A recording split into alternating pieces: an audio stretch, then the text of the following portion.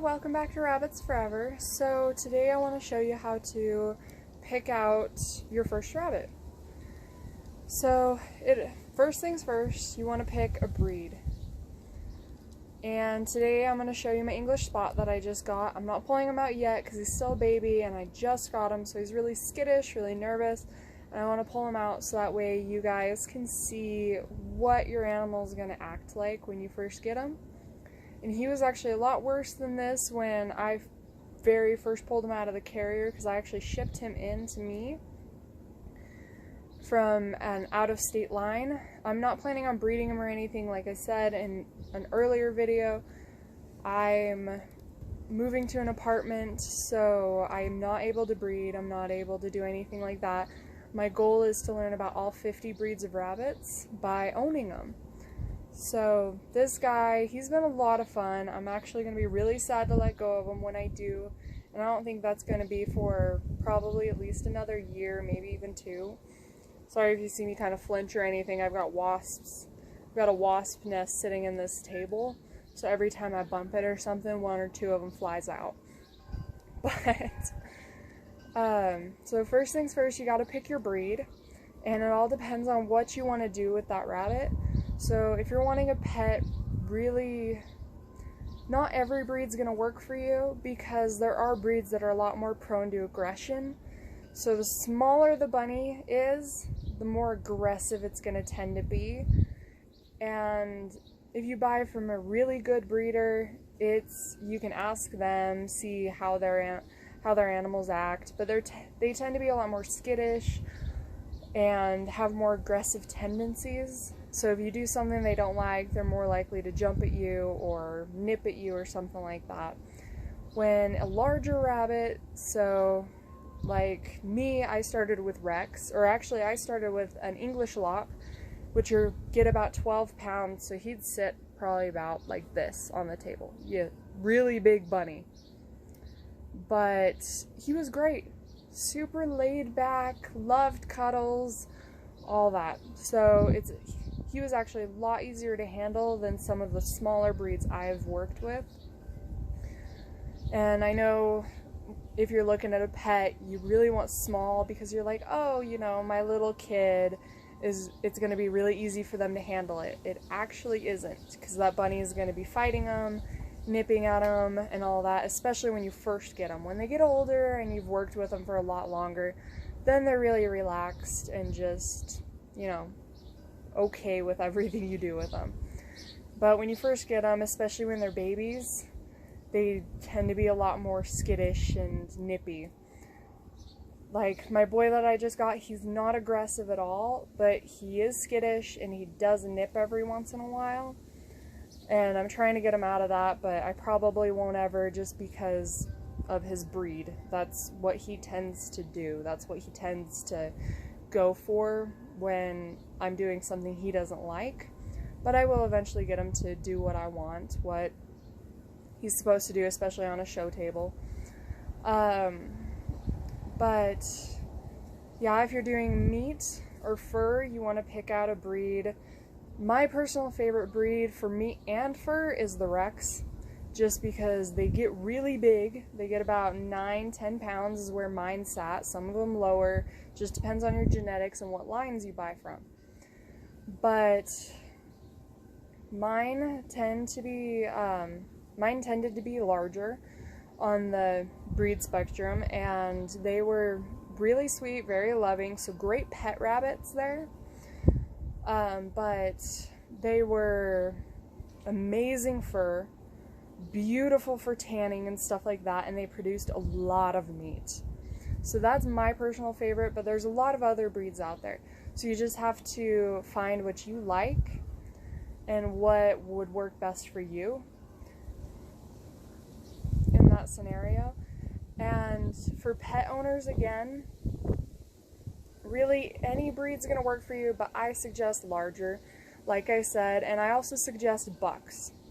Bucks are going to be the nicest things you ever own, and does, especially if you're not breeding them, tend to get really skittish, really nippy. They get really hormonal, especially since you're not breeding them, once they have their first litter or two, then they calm down. So if you're buying a proven doe, she's probably going to be a lot calmer. She's going to be aged. She's going to have already had all that stuff go through her system, and she'd be a really good pet rabbit. But definitely, if you're buying a kit, I definitely say do not buy a girl.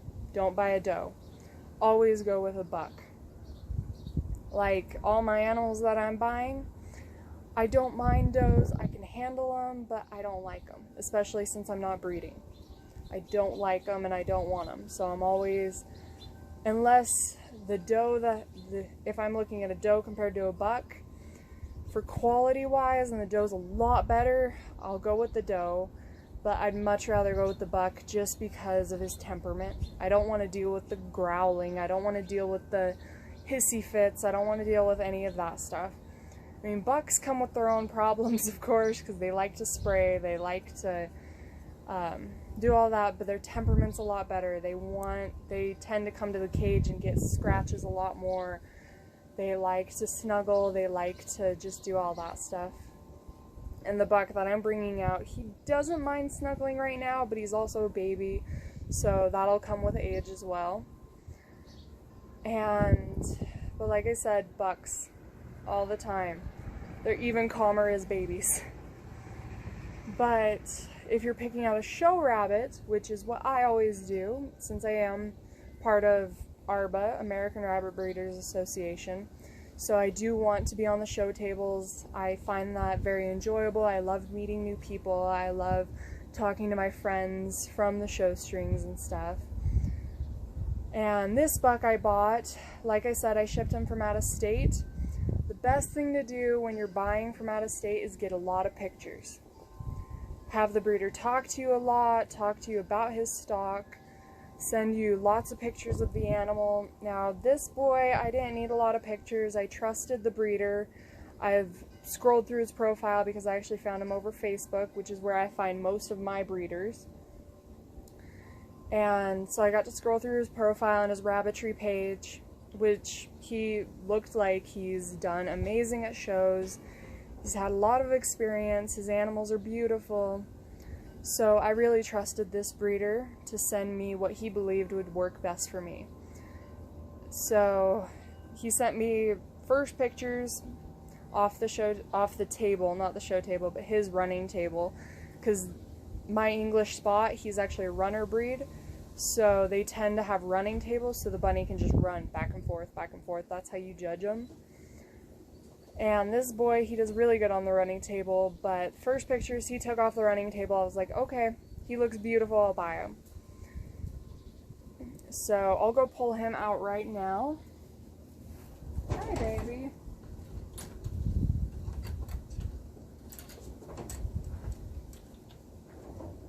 Come on. So this is my baby boy that I just got. Oh, see, he's already trying to run off. And that's the typical buck thump, if you heard that. He did it right behind my phone, which I'm recording with, so that was the typical buck thump. That's just kind of what they do.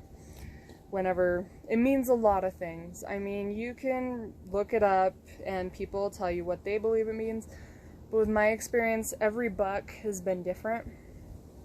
I mean, I had one who would thump at me just to get attention. I had another thump at me, like this guy, he wants me to get away from him. He doesn't want to be played with anymore because I already pulled him out this morning and played with him. So he just doesn't want to be played with and touched. Plus, like I said, I've only had him for a couple days.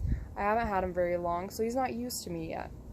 The fact that he's sitting still like this is actually really surprising because usually he's running, which is good for his breed. He's supposed to run. But how I picked him out, and he's gonna fight me, is his breeder showed me a posed picture of him. Since he's a runner breed, he's actually supposed to be running, but I'll do my best. Come on. Shh. Come on, boy. I'll do my best to pose him.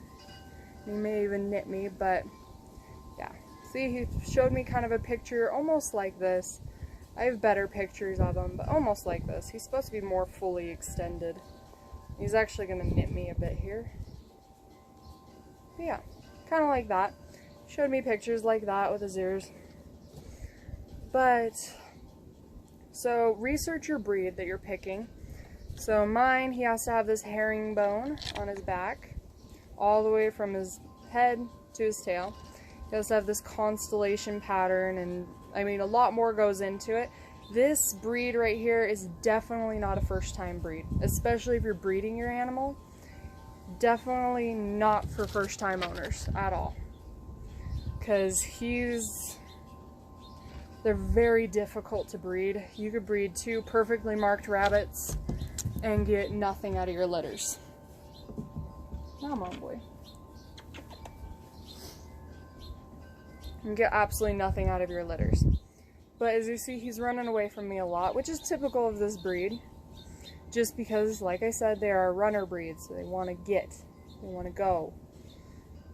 And definitely not much of a very playful, just not very much of a personal type bunny. I mean, he'll get more personal as he ages, but as a kit, this is kind of what you have to expect. No, don't do that. This is what you kind of have to expect from a baby, and I'm going to let him run off, because this is his running table. I'm actually videotaping on his running table. But I think that's really all. Just research your breed, pick a very reputable breeder, even if they're out of state. If you're able to see the animal and move your hands across it, that's even better. But typically, I know in my state there's not a lot of incredible breeders here. There are a few, but not very many that in my local area, so I never really get my hands on any of my animals. I typically have to do it all from pictures, which isn't bad, it's just not the best way of doing stuff, especially picking out a top quality animal. But sometimes you get those breeders, like I said with him. I trusted his breeder a lot, and I love what I got. He's a beautiful animal, very pretty buck, and I love his pattern, love everything about him. Super sweet animal. But yeah, pick a very reputable breeder, get lots of pictures of your animal, make sure you know the tattoo, and the tattoo's typically in their left ear. Let me see if I can show you, if he'll let me. Hi boy, now you're posing. Good boy. Alrighty. See if I can show you his tattoo. I don't know if it's gonna focus on it. His tattoo's that green KA33 right across there. Oh, looks like it did focus. Good. Yeah, and that's just an identification tattoo. It's not meant for anything other than that. It's so that way you can pick from 20 different rabbits that look exactly like yours and know which one's yours. That's pretty much it. And it's just a great legal identification method. So if you lose your rabbit and it ends up at the shelter or something, I mean, God forbid that ever happens, because, you know, more likely a cat or a dog is going to get a hold of it. But if that ever does happen, you're able to go to the shelter and show them your pedigree and documents saying that, hey, this is my animal, and you don't have to go and pay for it. But make sure you get that, so that way when the animal does come to you, you know it's that animal, and the breeder, if it is a bad breeder, didn't rip you off with another bunny. I mean, majority of breeders, especially the ones I've worked with, are amazing. I've never had an issue with the animals I've purchased. I have had some issues with people I've talked to, but yeah, just talk to them a lot. Make sure you're not getting any kind of sketchy feel from them, because you don't want to purchase a $100 rabbit and not get what you wanted.